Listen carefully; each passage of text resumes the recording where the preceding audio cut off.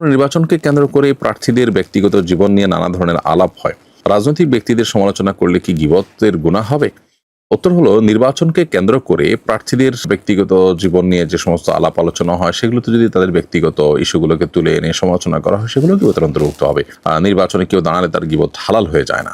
তবে হ্যাঁ, কোনো ব্যক্তির খারাপ দিক মানুষ জানলে সতর্ক হতে পারবে এবং সত্যি সেটা প্রমাণিত খারাপ, এবং সে খারাপের ব্যাপারে মানুষকে সতর্ক করে এই ব্যক্তির তার শাসন থেকে বা তার নতুন করে জুলুমের রাস্তা ওপেন হওয়া থেকে মানুষকে বাঁচাবার জন্য যদি প্রয়োজন হয়, তাহলে সে প্রয়োজনীয় গীবত করা জায়েজ আছে। অর্থাৎ যে গীবতটা হবে সত্যি মানুষকে সতর্ক করবার জন্য। ধরুন একজন একটা বোমা রেখেছেন কোথাও, তো আপনি যদি বলেন যে অমুক এখানে বোমা রেখেছে, সবাই সতর্ক হন, তাহলে এই গীবত না জায়েজ নয়, কারণ এটা মানুষকে সতর্ক করবার প্রয়োজনে।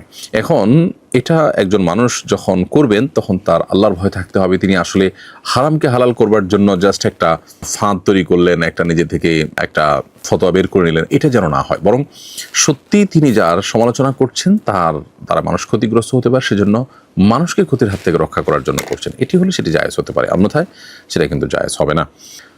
অনেক সময় একান্ত ব্যক্তিগত ভুল ত্রুটি সেগুলোকেও বড় করে বা বিভিন্নভাবে তুলে ধরে প্রচার করা হয়।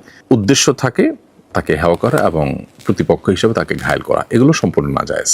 রাতে কি কবর জিয়ারত করা যাবে? উত্তর হলো হ্যাঁ, রাতে কবর জিয়ারত করা যাবে। কবর জিয়ারত আসলে দিন এবং রাত যে কোনো সময় করা যায়। বিশেষ করে সূরা নাসাইতে একটি হাদিস বর্ণিত আছে আম্মা জানা আয়েশা রাদিয়াল্লাহু আনহা থেকে, যে নবী করিম সাল্লাল্লাহু আলাইহি ওয়াসাল্লাম তার বাসায় যদি থাকতেন, ভোর রাতে উঠে তিনি বাকি কবরস্থান, যেটি মসজিদে নববীর পাশে অবস্থান করছে, যেটাকে আমরা জান্নাতুল বাকি বলি, সেই কবরস্থানে তিনি যেতেন এবং যে সালাম পেশ করতেন, মুর্দাদের জন্য দোয়া নিবেদন করতেন। তাহলে কবর জিয়ারত করার এই আমলটি নবী সাল্লাল্লাহু আলাইহি ওয়াসাল্লাম রাতের বেলায় করতেন, এটি প্রমাণিত। অতএব রাতে দিনে যে কোনো সময় কবর জিয়ারত করা যেতে পারে।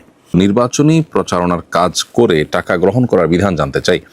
নির্বাচনী প্রচার করার কাজে আপনি অংশগ্রহণ করে যদি টাকা গ্রহণ করেন, পারিশ্রমিক নেন, সেটা জায়েজ। সৎ যোগ্য ব্যক্তির পক্ষে যদি বিদ্যমান যে আপনার কাঠামোগত পরিবর্তন, বিশেষ করে শরিয়া বিরোধী কাঠামো, সেটা পরিবর্তন করবার নিয়তে যদি আপনি নির্বাচনে কেউ কাজ করছেন, তাকে আপনি হেল্প করেন বা তাকে আপনি সময় দেন, যেহেতু আপনি সময় দিচ্ছেন, শ্রম দিচ্ছেন, অতএব এটার বিনিময় গ্রহণ করা আপনার জন্য জায়েজ। আর যদি এমন কোনো প্রার্থী এর সপক্ষে আপনি কাজ করেন যে প্রার্থী নিজে ভালো মানুষ নন, মুত্তাকি পরহেজগার নন, এবং তিনি বিজয়ী হলে দিন, ইসলাম, মুসলিম উম্মার স্বার্থ তার দ্বারা সংরক্ষিত হবে না, দেশের স্বার্থ তার দ্বারা সংরক্ষিত হবে না, তাহলে তার সপক্ষে প্রচারণা চালানো এমনিতেই নাজায়েজ। বিনা পয়সায় করলেও সেটা নাজায়েজ হবে, আর টাকা নিয়ে করা তো আরও বেশি নাজায়েজ হবে। অতএব যদি ভালো প্রার্থী হয়, তাহলে তার পক্ষে প্রচারণা করার জন্য সময়, শ্রম, মেধা ব্যয় করতে হলে আপনাকে সেটার জন্য বিনিময় গ্রহণ করতে কোনো অসুবিধা নেই। তো আমি একটি ফলের দোকান দেই, বেচা কেনা বেড়ে যাওয়ায় আরেকটা দোকান আমার প্রয়োজন। পাশের দোকানটা খালি হবে, কিন্তু মালিক আরেকজনকে দিতে চাচ্ছে। এখন কি আমি অগ্রাধিকার দাবি করতে পারবো? আপনি যে বিষয়টি জানতে চেয়েছেন, এটাকে বলা হয় হক্কে শোফাহ, অর্থাৎ প্রতিবেশী হিসাবে যে অধিকার, সেটি এটি আসলে কোনো অ্যাসেট কেনা বেচার ক্ষেত্রে প্রযোজ্য। ধরুন আপনি একটা দোকান আপনার আছে, তার পাশের দোকানটা বিক্রি হবে, তাহলে এটার যে বাজার মূল্য বা ন্যায্য মূল্য, যেটা অন্য আরেকজন দিতে রাজি আছেন, সে মূল্যে আপনি নেওয়ার অধিকার বেশি থাকবে আপনার। অন্য একজনের কাছে বিক্রি না করে আপনার কাছে তিনি বিক্রি করতে হবে। এটাকে বলা হয় হক্কে শোফাহ বা প্রতিবেশী হওয়ার, কাছাকাছি থাকার যে হক, সেটি। বাট এটি হলো কেনাবেচার ক্ষেত্রে প্রযোজ্য, ইজারার ক্ষেত্রে, ভাড়ার ক্ষেত্রে প্রযোজ্য নয়। অতএব পাশের দোকানদার তার দোকানটা কার কাছে ভাড়া দিবেন, এটা একান্ত তার ব্যাপার। অতএব যদি ভাড়ার ব্যাপার হয়, তাহলে সেক্ষেত্রে এখানে আপনার অগ্রাধিকার থাকবে না। আর যদি ভাড়া না নিয়ে আপনি কিনতে চান, তাহলে সেক্ষেত্রে আপনি অগ্রাধিকার পাবেন শরিয়ার দৃষ্টিকোণ থেকে। আমি টেইলার্সের ব্যবসা করি। ব্যবসার শুরুর সময় একজন আমাকে ঋণ দিয়ে সহযোগিতা করেছিলেন। আমি চাচ্ছি তার ঋণ পরিশোধের সময় তাকে 3 পিস সালোয়ার কামিজ উপহার দিতে। এটা কি সুদের অন্তর্ভুক্ত হবে কিনা?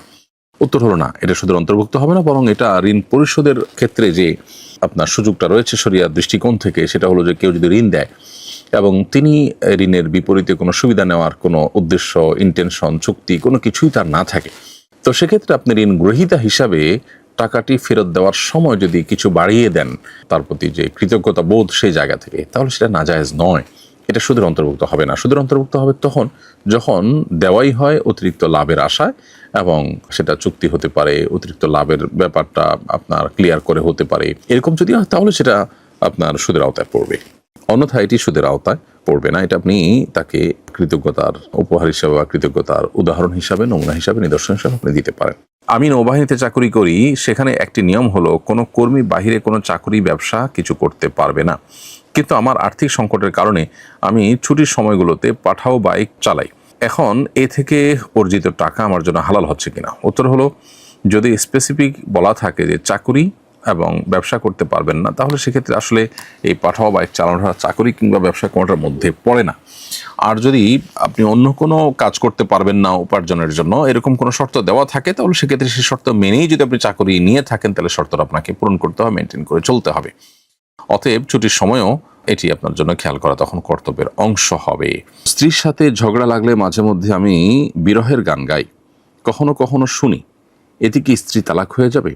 গান গাওয়া বা শোনা এটা মৌলিকভাবে স্ত্রী তালাক হওয়ার কোনো কারণ নয়, যদি সেটা বিরহের গানও হয়। তবে গান যখন আপনি খালি গলায় গাইবেন, তখন গানের শব্দের মধ্যে যদি এমন কিছু থাকে যেখানে আপনি স্ত্রীকে তালাক দেওয়ার কথা বলছেন, তালাক দিয়েছেন, এই টাইপের কথা বলেছেন, তার সাথে আর থাকবেন না, তাকে তালাক দিয়ে দিয়েছেন, এই টাইপের কথা যদি গানের কথার মধ্যে থাকে এবং আপনার নিয়ত থাকে, তাহলে তার উপরে ভিত্তি করে তালাক হতে পারে। তালাকে কেনাই হলে নিয়ত থাকলে তালাক হতে পারে। তালাকে কেনাই যদি না হয়, অর্থাৎ ইঙ্গিত সূচক তালাক না হয়, যদি স্পষ্ট তালাক দিয়েছে এই টাইপের কথা থাকে গানের কথার মধ্যে, আর সেটা আপনি জ্ঞাতসারে বলেছেন, এরকমটি হয়, তাহলে সেক্ষেত্রে তালাক হতে পারে। তবে গানের কথা কি ছিল না ছিল এই জিনিসটা সাধারণত নিজে নিজে ডিসকাস করার বিষয় না, বরং এটা কোনো মুফতি বিদগ্ধ কোনো আলেমের সাথে আলোচনা করে তারপর সমাধান নিতে হবে।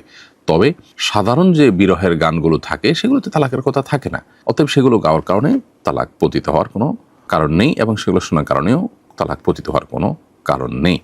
আর বলে রাখা ভালো প্রসঙ্গত, যে গানগুলো আপনি শুনছেন সে সমস্ত গানে সাধারণত মিউজিক্যাল ইনস্ট্রুমেন্টের ব্যবহার হয়ে থাকার কথা। অতএব মিউজিক সহ যদি গান শুনে থাকেন, তার কারণে হারাম হবে, গুনাহ হবে, সেটি ভিন্ন আরেকটি বিষয় যদিও, কিন্তু গুরুত্বপূর্ণ। অতএব এর জন্য আল্লাহর কাছে তওবা করতে হবে, ইস্তেগফার করতে হবে, এবং খালি গলা আপনি বিরহের গান গাইলেন, সেটাতে কোনো অসুবিধা নেই।